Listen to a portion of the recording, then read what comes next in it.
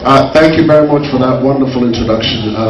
For me, I think you embarrassed me by telling people a lot about me. I didn't want to share that much, but I'm going to make this quick. All right, let's keep quiet and listen to the chairman. But I'd like for you guys to listen because I have a message.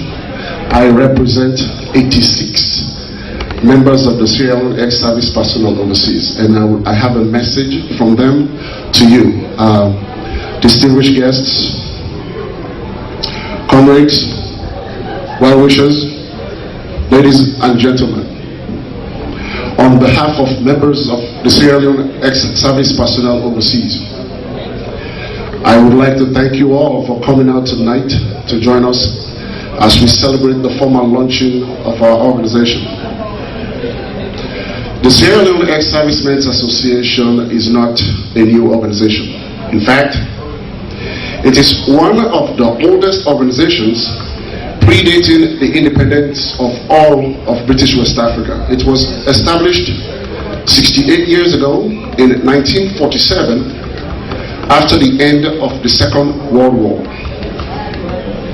What is new, unique, and refreshing is the formation of a global diaspora chapter, a first of its kind even amongst the Commonwealth Ex-Services League. Before setting out to share what this organization is about to accomplish, allow me to draw your attention to what brought us here.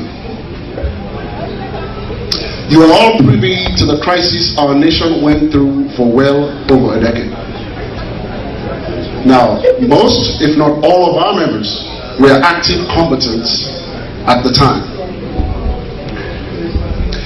In the course of dispensing our patriotic duties, not everything always went as planned. Things went wrong. We made mistakes. We made errors. And so tonight, on behalf of every active and retired servicemen and women of the noble armed forces of the Republic of Sierra Leone, I would like to publicly acknowledge our imperfections and apologize to every Sierra Leonean for atrocities committed by our troops during that period of national crisis.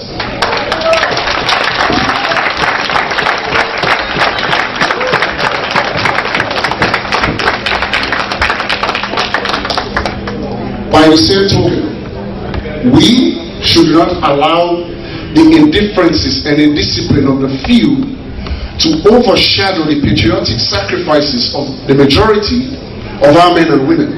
It will be a dishonor to the memory of those heroes who died fighting, and a disservice to those who still live with the permanent physical injuries and psychological scars.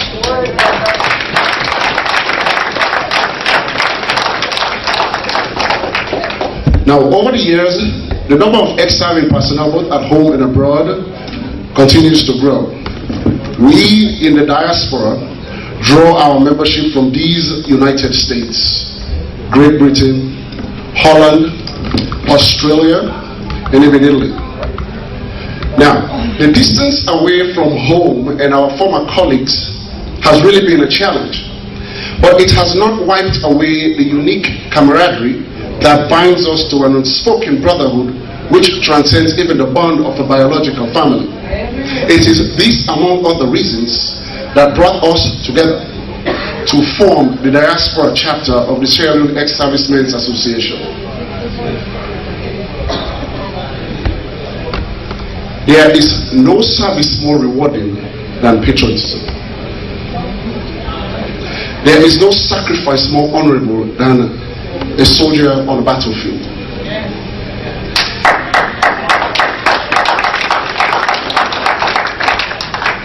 There is no memory more vivid than the sight of a wounded soldier. And there is no loss more costly than a fallen comrade.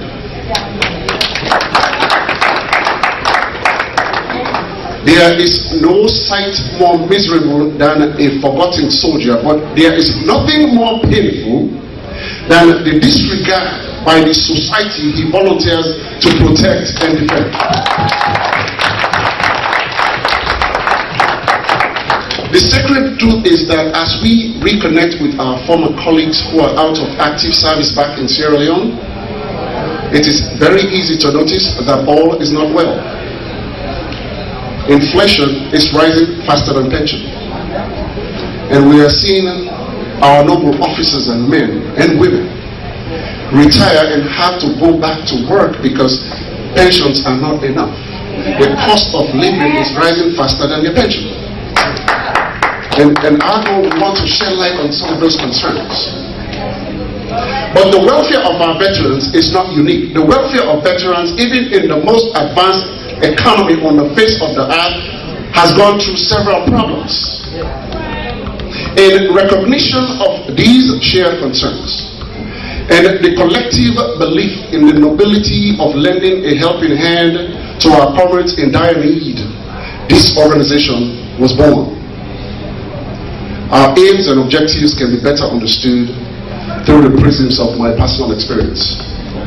In 1991, right out of cadet school, I was ordered to lead my platoon to reinforce our comrades at the Mano River Bridge. It was on the verge of falling to NPFL rebels.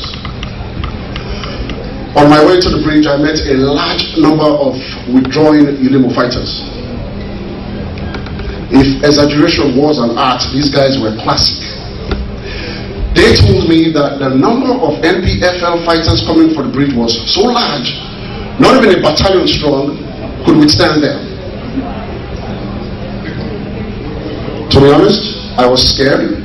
I had the right to be because I was in my early 20s, but it was because I was also human. I had the destiny of troops under my command. The reason why we did not withdraw that night, and this is very, very, very important to the cause that we're promoting there. The reason why we did not withdraw that night was the thought of our colleagues at the Mano River Bridge waiting for us. We resolved to take the risk to reinforce them than abandon them to advancing NPFL rebels. And that's the right thing to do. That's right, brother. Now, during that period, we got to really learn ourselves as human beings. We were trying to understand if we were appreciated by our noble army. But the appreciation was distances away from us.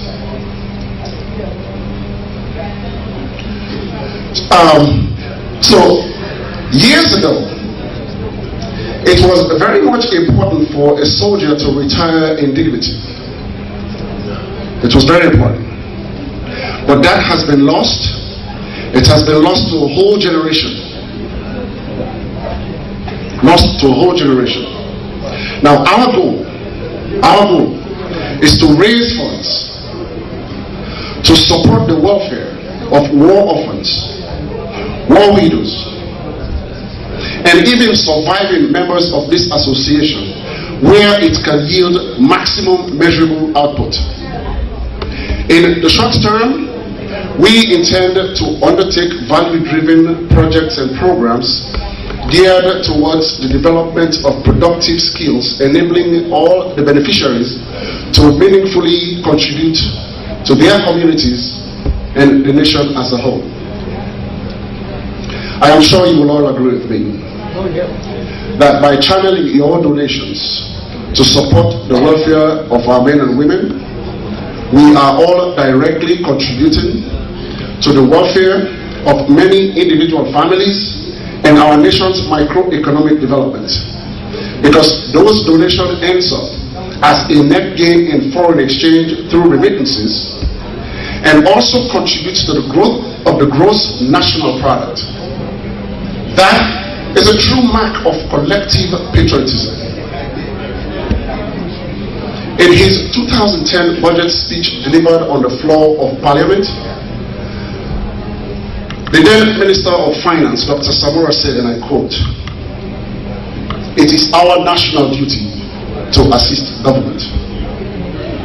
Every effort and money spent to alleviate the burden of our brothers, our sisters, our comrades from the involuntary descent into poverty solves an economic problem That in itself is a true mark of economic patriotism.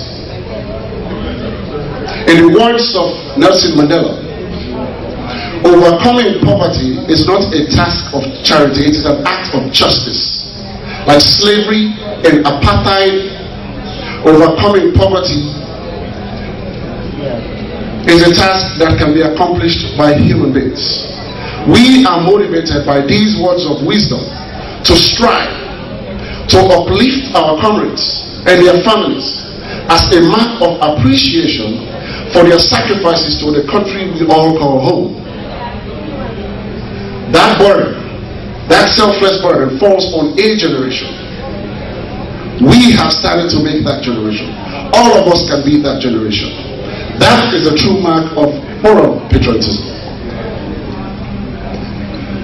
It is easy to say that our journey will be an easy one, that we will achieve our aims and objectives with relative ease. But by virtue of my position as chairman of this organization, I do not want to walk away with easy assurances and thoughtless promises. Ours is a new organization facing the challenges and threats confronted by almost all new organizations. The opportunities are too rich not to share, and the challenges too many. But comrades, we have all invested so much of ourselves in this one common enterprise. We may face difficulties raising adequate funds to support our projects and programs, but we would rely on the donors and the diaspora community. We may agree and disagree on issues, but where we disagree, we will adopt consensus as a solution. But we will remain united by our purpose and continue to lend support from the diaspora community and donors, with the hope that someday, somehow, we will achieve at a destination that we know and others were yet to discover. Ladies and gentlemen, from the bottom of my heart, I would like to thank you all very much for offering your support. I want to thank you once again, and I want to recognize all my colleagues who traveled from as far as the UK, our supporters who traveled from countries as far as Norway, our members who came from states as far as California, Texas, New York, New Jersey, Minnesota, and of course our local host in the triangle of DC, Maryland, and Virginia. Ladies and gentlemen, may God bless us all, and may God bless our beloved country, Sierra Leone. Thank you. Thank you. Standing up.